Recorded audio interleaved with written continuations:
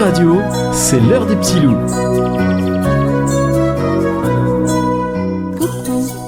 Coucou les petits loups de Clisson et des alentours.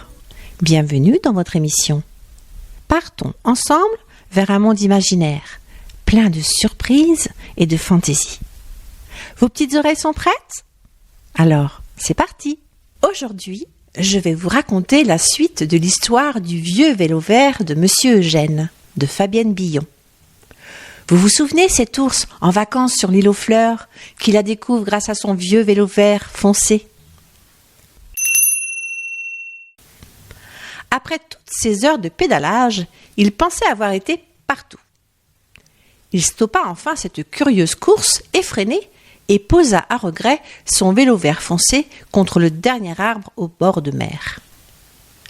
L'ours avait traversé toute l'île. Il était arrivé au bout de la terre, à la limite de l'océan. Pouf !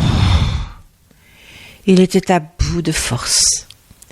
Il reprenait tranquillement son souffle, mais semblait déçu, comme s'il n'avait pas trouvé ce qu'il cherchait. L'ours jeta un dernier coup d'œil sur cet horizon magnifique. Des dizaines d'îles, comme la sienne, flottaient sur l'océan. C'était féerique. Mais il semblait préoccupé, inquiet même. Il avait pourtant donné rendez-vous à son ami sur cette île, pas sur une autre. Enfin, il l'avait si bien rêvé, ce rendez-vous.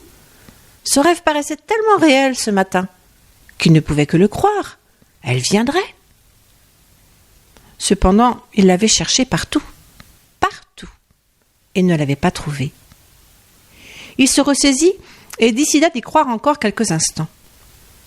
Il s'assit sur le rocher le plus haut qu'il trouva pour se rapprocher du ciel. Il continua d'observer tout l'espace devant lui en balayant l'horizon d'un regard déterminé. Le soleil brillait encore. Il lui réchauffait le museau et un peu le cœur aussi.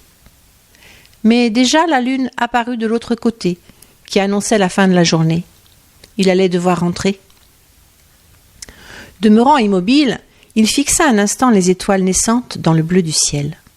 À ce moment précis, l'ours se sentit seul, fatigué, découragé, désespéré. Il paraissait si triste. Soudain, un galop retentit dans sa poitrine. Ta-ta-tan, ta-ta-tan, ta-ta-tan, faisaient les battements de son cœur. Un sourire se figea sur ses lèvres. Ses yeux se perdirent dans les profondeurs du ciel. D'un geste vif, il se redressa sur ses pattes, la tête haute, les épaules en arrière. Plus rien d'autre n'existait autour de lui. Il semblait sourire aux anges. Il ne l'attendait plus, et pourtant, elle lui apparut. Elle était là. Elle le survolait. Elle lui souriait. Elle brillait de toutes ses ailes. Elle était étincelante. Elle lui envoya une poignée d'étoiles scintillantes qui restèrent suspendues à sa douce fourrure. C'est alors que la fée s'annonça sur un joyeux « Tadam !» Elle s'approcha au plus près de lui, elle l'enroba d'un voile lumineux de bonheur, d'un vert si vif qu'il fut à nouveau ébloui. Mais cette fois elle était là, c'était magique. Il souriait, il riait même de son sort. Après quelques microsecondes de silence, l'ours ému finit par lui chuchoter. « Te voilà enfin, la fée ! Oh, je t'ai cherché partout sur cette île. Oh, je commençais à désespérer. » La fée, toute guillerette, lui répondit amusée. « Moi aussi, mon ami, je t'ai cherché partout. Mais vu d'en haut, je ne pouvais pas deviner que c'était toi, ce petit point qui bougeait si vite sur tous les chemins. Je ne savais pas que tu avais un vélo et qu'en plus tu étais si rapide. Tu as un vrai bolide sur ton engin. Il faut dire que je n'avais encore jamais vu un ours à bicyclette.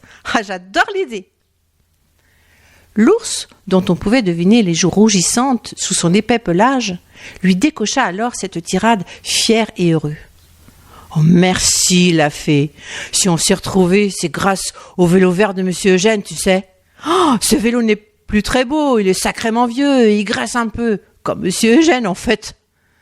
Mais Madame Paulette m'a dit hier soir que c'était le vélo le plus rapide pour rencontrer ses rêves. Bien plus rapide que tous les autres, aussi brillant soit-il. Alors ce matin, mon rêve encore bien en tête, sans hésiter celui que j'ai choisi. Et bingo, te voilà.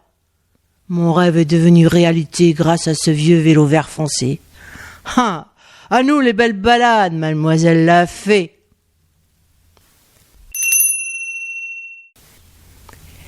Et voilà les petits loups, cette histoire est finie.